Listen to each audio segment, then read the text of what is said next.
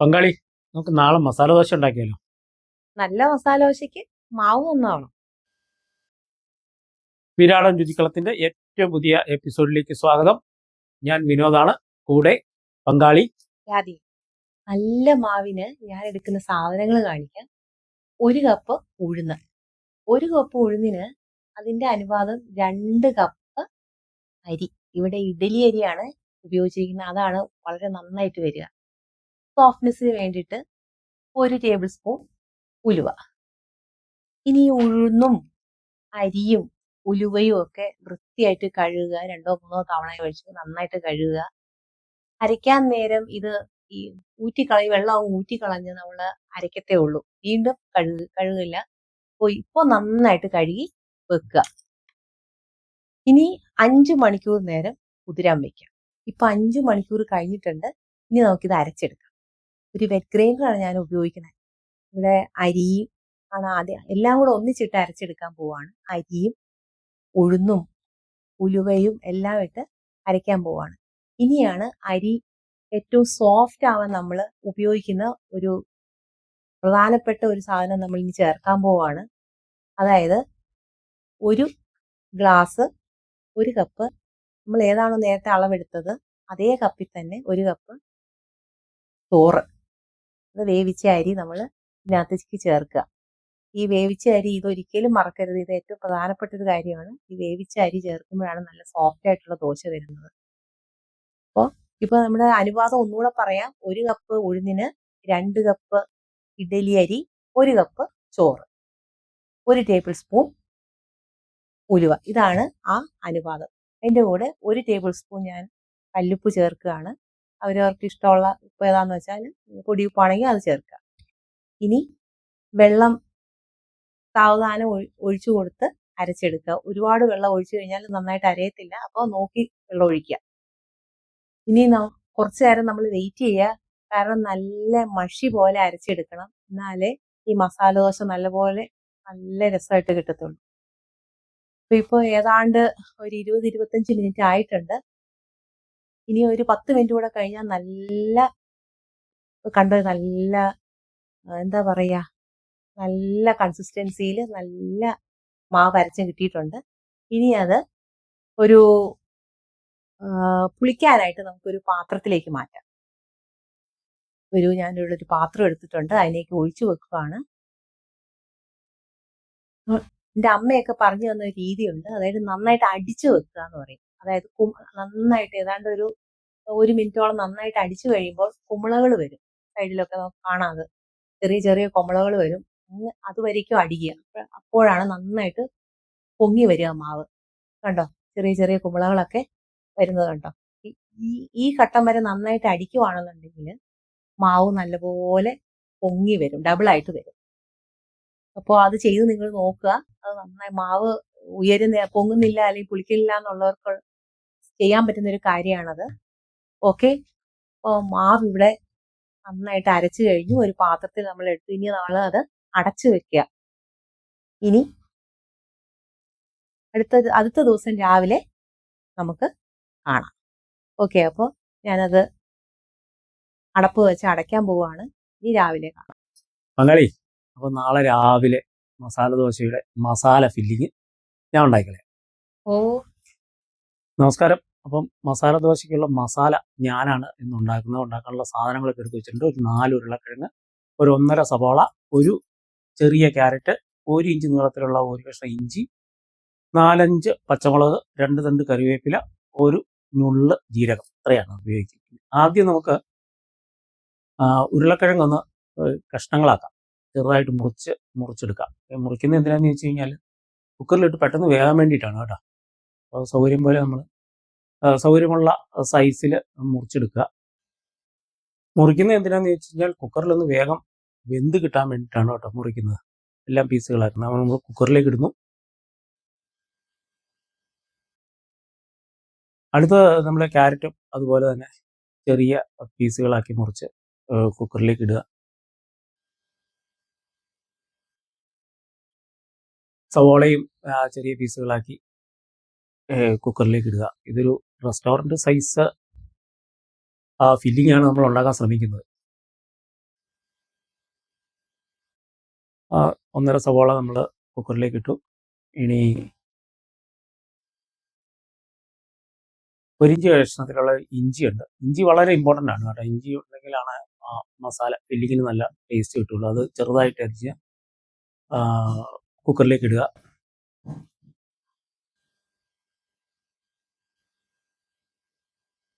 ഇനിയുള്ളത് പച്ചമുളകാണ്.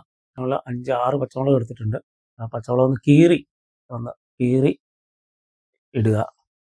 പിന്നെ അതിൻ്റെ കൂടെ ലേശം മഞ്ഞൾപ്പൊടി, ഒരു നുള്ളു ജീരകം കൂടി ഇടുക, ഒരു തണ്ട് കറിവേപ്പില ഇടുക, ആവശ്യത്തിന് ഉപ്പ്, ഇവയൊക്കെ ചേർത്തിട്ട് കുറച്ച് വെള്ളം കൂടി ഒഴിച്ചു കൊടുക്കണം. കുറച്ച് വെള്ളം കൂടി ഒഴിച്ചെടുക്കുക. ഇനി ഇത് സ്റ്റൗവിൽ വെക്കുക. 2 വിസിൽ അടിക്കുന്നത് വരെ വേകുന്നതാണ് നല്ലത്. 2 വിസിൽ അടിക്കുന്നത് വരെ വേകുക. അപ്പം നല്ല പരുവത്തിന് വെന്തിട്ടുണ്ടായിരിക്കും. ഈ സമയത്ത്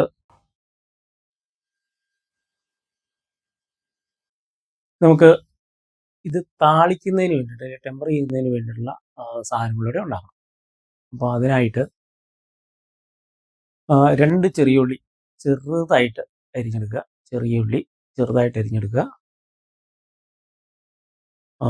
പിന്നെ 2 വറ്റൽമുളക്, 2 അല്ല, ഞാൻ 4 വറ്റൽമുളക് എടുത്തത്. 4 വറ്റൽമുളക് ചെറിയ പീസുകളായിട്ട് മുറിച്ചെടുക്കുക.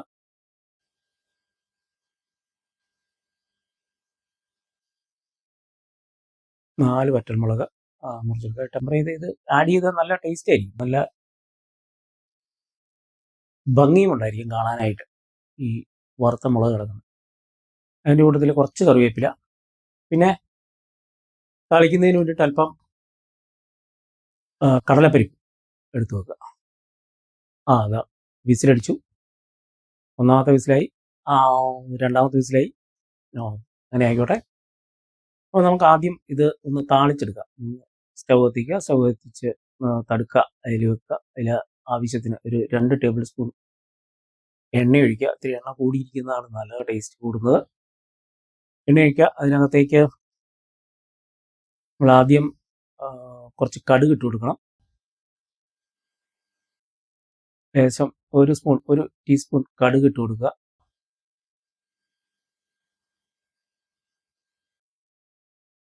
എണ്ണ ചൂടാകുന്നവരെ വെയിറ്റ് ചെയ്യണം. എന്നാലേ കടുക് പൊട്ടുമ്പോൾ നമുക്ക് കേൾക്കാൻ പറ്റുള്ളൂ.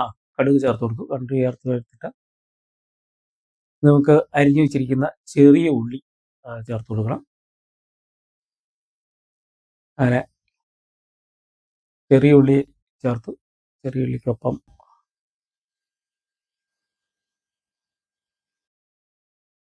വറ്റൽമുളക് കഷ്ണിച്ച് വെച്ചിരിക്കുന്ന വറ്റൽമുളക് ചേർത്ത് കൊടുക്കുക. അതിലേക്ക് കറിവേപ്പില ഇടുക. കറിവേപ്പില ഇട്ടതിന് ശേഷം ഒന്ന് ചൂടായി കഴിയുമ്പോൾ വേണം നമ്മൾ ഈ കടലപ്പരിപ്പ് ചേർക്കാനായിട്ട്. ആദ്യമേ കടലപ്പരിപ്പ് ഇട്ടാൽ ഉള്ള കുഴപ്പം എന്തെന്ന് വെച്ച് കഴിഞ്ഞാൽ അത് മൂത്ത് കറുത്തു പോകും. അപ്പം അത് കറക്കാതിരിക്കാനാണ് ചെറുതായിട്ടൊന്ന് വറുത്ത് കിട്ടാൻ വേണ്ടിയിട്ടാണ് അവസാനം കടലപ്പരിപ്പ് ചേർക്കുന്നത്. കടലപ്പരിപ്പ് ചേർത്ത് കൊടുക്കുക. ഇനി ഒന്ന് മൂക്കാൻ അനുവദിക്കാം. കടുകൊക്കെ പൊട്ടി ഇപ്പോൾ ശബ്ദമൊക്കെ ഉണ്ടാക്കുന്നുണ്ടാവും. ഇനി നമുക്ക് കുക്കർ തുറന്നു വെക്കാം. അപ്പോൾ കുറച്ചുകൂടെ സ്റ്റീം പോകാനുണ്ട്, നീരാവി പോകാനുണ്ട്. ആവി പോട്ടെ. ആവി പോകുന്നത് നമുക്ക് തുറന്നു നോക്കാം. എന്ത് കാണണം? ഇതാ ഈ പരുവത്തിലാണ് ഇരിക്കുന്നത്. ഇനി നമ്മൾ എന്ത് ചെയ്യണമെന്ന് വെച്ചാൽ ഇതൊന്ന് സ്മാഷ് ചെയ്യണം. സ്മാഷ് ചെയ്യുന്ന പറഞ്ഞാൽ ഒന്ന് ഇടിച്ച് ചേർക്കണം. അതിന് ഈ ഒരു ഉപകരണം ഉപയോഗിക്കാം. ഇത് ഉപയോഗിച്ച് നമുക്കൊന്ന്, അല്ലെങ്കിൽ നല്ല ബലമുള്ള തവയായാലും മതി, തവ കൊണ്ടൊന്ന് നമ്മൾ ഞെക്കി പതുക്കി കൂട്ടിച്ചേർക്കുക എല്ലാം കൂടെ. എന്നിട്ട് അതിന് ഉപ്പൊക്കെ ആവശ്യത്തിന് ഉണ്ടോ എന്ന് നോക്കണം. നന്നായിട്ട് സ്മാഷ് ചെയ്യണം. നന്നായിട്ട് സ്മാഷ് ചെയ്താലേ നമ്മൾ മസാല ദോശയിലേക്ക് ഇത് ചേർക്കാനായിട്ട് വിരിച്ച് അല്ലെങ്കിൽ പരത്തിയിടാനായിട്ട് സാധിക്കും. അല്ലെങ്കിൽ കഷ്ണങ്ങളായിട്ട്, വേകാത്ത കഷ്ണങ്ങളൊക്കെ ആയിട്ട് പുറത്തേക്ക് നിൽക്കും. അപ്പോൾ അത് ഒഴിവാക്കാനായിട്ട് നന്നായിട്ട് സ്മാഷ് ചെയ്ത് എടുക്കുന്നത്. ഇങ്ങനെ ഒരു ഒരെണ്ണമുണ്ട്, അത് കൊണ്ട് ഉപയോഗിച്ച് ഇല്ല തവിയായാലും മതി. ഇനി നമുക്ക് ഇതിനകത്തേക്ക് കടുക് പൊട്ടിച്ചത് അല്ലെങ്കിൽ എന്താ താളിച്ച സാധനം ഒഴിച്ചു കൊടുക്കാം. അതിനകത്ത് ഒഴിച്ചിട്ട് ഒന്ന് ഇളക്കി വെക്കാം. അപ്പോൾ ഇളക്കി ഇനി നമുക്ക് മസാല ദോശ ഉണ്ടാക്കുമ്പോൾ അതിലേക്ക് ഇല്ലെങ്കിൽ ഒരു കുറച്ച് നേരം ഒന്ന് അടച്ചു വെക്കുക. അപ്പോൾ മസാല ദോശ ഉണ്ടാക്കാനായിട്ട് ദോശ കല്ലിൽ പരത്താനായിട്ട് എൻ്റെ പങ്കാളി വരും. അപ്പോൾ അതിനുശേഷം നമുക്ക് മസാല വീട്ടിൽ എങ്ങനെ റെസ്റ്റോറൻറ്റ് സ്റ്റൈലിൽ ഉണ്ടാക്കാമെന്നുള്ളതിൻ്റെ ഒരു അവസാന ഭാഗത്തേക്കാണ് നമ്മളിപ്പോൾ കടത്തുന്നത്. പങ്കാളി, ഇന്ന് നമുക്ക് റെസ്റ്റോറൻറ്റ് സ്റ്റൈലിൽ ചട്നി കൂടെ ആയാലോ? ഒന്നല്ല 2 തരം ചട്നി ഉണ്ട്. ഓക്കെ, എന്നാ പറഞ്ഞോളൂ. ആദ്യത്തേത് മസാല ദോശയ്ക്കൊക്കെ റെസ്റ്റോറൻറ്റിൽ കിട്ടുന്ന വൈറ്റ് കോക്കനട്ട് ചട്നി. ഇനി ഇൻഗ്രീഡിയൻസ് നമുക്ക് നോക്കാം. 1 കപ്പ് തേങ്ങ, ആവശ്യത്തിന് ഉപ്പ്, ഒരു 2, 3 ചെറിയ ഉള്ളി, 1 തണ്ട് കറിവേപ്പില, 4, 5 പച്ചമുളക് അവരവരുടെ ഇഷ്ടത്തിന്. പിന്നെ സീക്രട്ട് ഇൻഗ്രീഡിയന്റ് എന്ന് പറയുന്നത് ഈ പൊട്ടുകടലയാണ്. ഇത് ഈ മിക്സറിനൊക്കെ നമുക്ക് കിട്ടുന്ന ആ ടൈപ്പ് കടല. അതാണ് ആ ഒരു വേറിട്ട ഒരു ടേസ്റ്റ് നമുക്ക് തരുന്നത്. അപ്പോൾ ആ കടല മേടിക്കാൻ നോക്കുകയാണെങ്കിൽ, അത് ഉപയോഗിക്കുകയാണെങ്കിൽ ഈ ഒരു പ്രത്യേക ടേസ്റ്റ് നമുക്ക് റെസ്റ്റോറൻറ്റ് ടൈപ്പ് ചട്നിയുടെ ഒരു ടേസ്റ്റ് കിട്ടും. ഇത് ഉണ്ടാക്കാൻ വളരെ എളുപ്പമാണ്. നമ്മുടെ ചട്നി ജാർ എടുക്കുക, എല്ലാ ഇൻഗ്രീഡിയൻസും അതിനകത്തേക്ക് ഇടുക, കുറച്ച് വെള്ളം നോക്കി ഒഴിച്ച് അത്യാവശ്യം ഇത്തിരി ലൂസാകാതെ അരച്ചെടുക്കുക. അപ്പോൾ ആദ്യത്തെ നമ്മുടെ ഈ മെയിൻ ഇൻഗ്രീഡിയന്റ് എന്ന് ഞാൻ പറഞ്ഞില്ല, സീക്രട്ട് ഇൻഗ്രീഡിയന്റ് മറക്കാതിരിക്കുക. നമ്മുടെ വൈറ്റ് കോക്കനട്ട് ചട്നി തയ്യാറായിരിക്കുകയാണ്. വളരെ ഇത്തിരി ലൂസാക്കി അരച്ചെടുക്കായിരിക്കും. അടുത്തതൊരു പുതിന ചട്നിയാണ്, അല്ലെങ്കിൽ ഗ്രീൻ ചട്നി എന്നും പറയാം നമുക്ക്. അപ്പൊ അതിന് വേണ്ട ചേരുവകൾ നമുക്ക് നോക്കാം. 1 ബൗള് പുതിനയും മല്ലിയിലയും രണ്ടും കൂടെ ചേർത്ത് നമുക്ക് 1 കപ്പ്, അത് മതി. പിന്നെ 1/2 കപ്പ് തേങ്ങയാണ് വേണ്ടത്, തിരകിയെടുത്ത തേങ്ങ. പിന്നെ വേണ്ടത് 1 ഇഞ്ച് നീളമുള്ള ഇഞ്ചി, അത് കഷ്ണിച്ചത്, ഒരു 4 വെളുത്തുള്ളി, ഒരു ഇടത്തരം സവാള ചെറുതായിട്ട് അരിഞ്ഞത്, പിന്നെ ഒരു 4-5 പച്ചമുളക്, അത് അവരവരുടെ ഇഷ്ടത്തിന് എടുക്കുക, അത് 2ആയിട്ട് മുറിച്ചത്. പിന്നെ ഒരു ചെറിയ കഷ്ണം വാളംപുളിയാണ് വേണ്ടത്, 1 തണ്ട് കറിവേപ്പില, ഉപ്പ് ആവശ്യത്തിന്. പിന്നെ ഈ റെസ്റ്റോറൻറ്റ് ടേസ്റ്റ് തരുന്ന ആ സാധനം കടലപ്പരിപ്പ്, അത് മിസ് ചെയ്യാതിരിക്കുക. കാരണം ഇതാണ് ആ ഒരു റെസ്റ്റോറൻറ്റ് സ്റ്റൈൽ ആ രുചി തരുന്നത്. ഇനി ഇത് എങ്ങനെയാണ് തയ്യാറാക്കുന്നതെന്നോ? ആദ്യം ചൂട് കട്ടിയുള്ള ഒരു പാൻ അടുപ്പി വെക്കുക. ഞാനിപ്പോൾ വെളിച്ചെണ്ണയാണ് ഉപയോഗിച്ചിരിക്കുന്നത്. ഏതാണ്ട് 1 ടേബിൾ സ്പൂണോളം ഒഴിച്ചിട്ടുണ്ട്. ഇനി ഈ എടുത്തു വെച്ചിരിക്കുന്ന ആ ചേരുവകൾ ഓരോന്നും എല്ലാം കൂടെ ഒന്നിച്ചിട്ട് നമുക്ക് വഴറ്റിയെടുക്കണം. ഒത്തിരി ബ്രൗൺ കളറോ ഒന്നും ആവേണ്ട കാര്യമില്ല. അപ്പൊ ഞാൻ ആദ്യം പച്ചമുളക് ഇട്ടു, പിന്നെ സവാള, ഇഞ്ചി, വെളുത്തുള്ളി, അതുപോലെ വാളംപുളി, കടലപ്പരിപ്പ്, ചിരകി വെച്ചിരിക്കുന്ന തേങ്ങ ഒഴിച്ച് എല്ലാം ഇട്ട് വഴറ്റുക. ഉപ്പും എല്ലാം ചേർത്ത് വഴറ്റുക. ഒത്തിരി ബ്രൗൺ ഒന്നും ആവണ്ട, ഒരു വാടി കിട്ടിയാൽ മാത്രം മതി.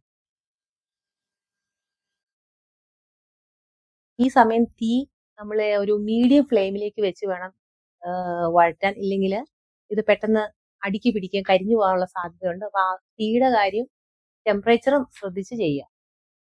അപ്പൊ ഏതാണ്ട് ഒരു വാടിയ അവസ്ഥ എത്തുമ്പോഴേക്കും നമ്മുടെ പുതിന ഇലയും മല്ലിയിലയും നമ്മൾ നല്ലവണ്ണം കഴുകി റെഡിയാക്കി വെച്ചിരിക്കുന്നത് അത് നമ്മൾ ചേർക്കുക.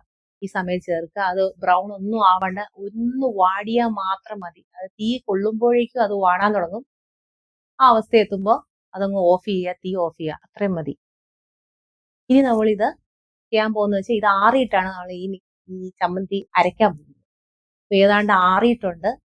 ഇനി ഇത് അരയ്ക്കാൻ പോവാണ്.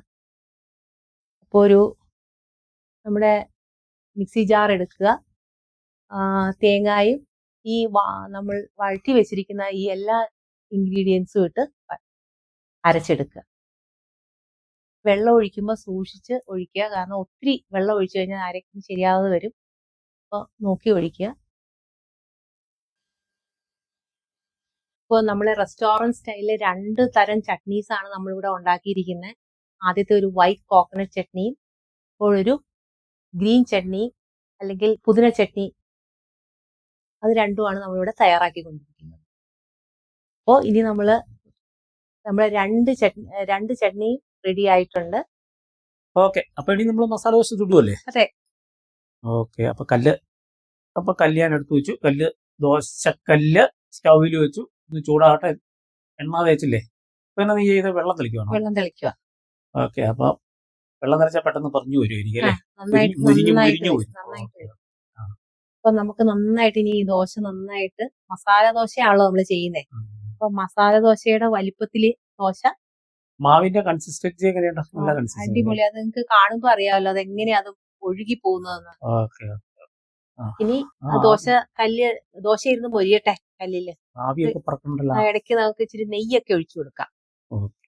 അപ്പം ഒരു ബ്രൗൺ കളറൊക്കെ ആവും. കടയിൽ കിട്ടുന്ന അതേപോലെയുള്ള മസാല ദോശ വേണ്ടത്. ഉം. ഇത് വലിയ മസാല ദോശയാണല്ലേ? കടയിൽ കിട്ടുന്ന ഏതാണ്ട് അതേ സൈസിലുള്ള കല്ലാണ് ഈ ഇരിക്കുന്നത്. അപ്പൊ അതുകൊണ്ട് അതേ തരത്തിലുള്ള വലിയ ദോശ കിട്ടും. വലിയ ദോശ. ഇപ്പൊ കുറച്ചു നേരം വെയിറ്റ് ചെയ്യാം. ഏതാണ്ട് ഒരു മീഡിയം ഫ്ലെയിം മതി. മുരിഞ്ഞു അല്ലേ? തീട്ട അടി എല്ലാ വശവും വരട്ടെ. നല്ല ബ്രൗൺ കളറായി വരുന്നുണ്ട്. അതെ. ഇത് നമ്മൾ നേരത്തെ തയ്യാറാക്കി വെച്ചിരിക്കുന്ന മസാല ഫില്ലിങ് നമ്മൾ ഇനി വെക്കാൻ പോവാണ്. ഒരു വശത്ത് സൗകര്യമുള്ള സൈഡിലും സൗകര്യമുള്ള സൈഡിൽ നല്ല മുരിഞ്ഞു വരുവാണ്. മസാല ദോശ ഏതാണ്ട് ആയിട്ടുണ്ട്. നല്ല പോലെ മുരിഞ്ഞിട്ടുണ്ട്. ഇനി നമ്മുടെ മസാല ദോശ ഏതാണ്ട് കഴിക്കാൻ റെഡി ആയിട്ടുണ്ട്. നമ്മുടെ restaurant style masala dosa ready. ഒപ്പം റെസ്റ്റോറന്റ് സ്റ്റൈല് രണ്ട് ചട്നി. വടയില്ല. പിന്നെ ഒരിക്കലാവാം. ഓക്കെ. ഇത് എങ്ങനെയുണ്ടെന്ന് നോക്കൂ. നല്ല അടിപൊളിയായിട്ടുണ്ട്. അപ്പൊ മസാല ദോശ റെഡി. നീ രണ്ട് ചട്നിയും കൂടി ഫില്ലിങ് നോക്കൂ. നല്ല നേർത്ത ദോശ. നല്ല ഭംഗിയായിട്ടുണ്ട്. രണ്ട് ചട്നിയും റെഡിയാണ്. മസാല ദോശ. അപ്പൊ ഈ റെസിപ്പി നിങ്ങൾ തീർച്ചയായും ഒന്ന് പരീക്ഷിച്ചു നോക്കുക.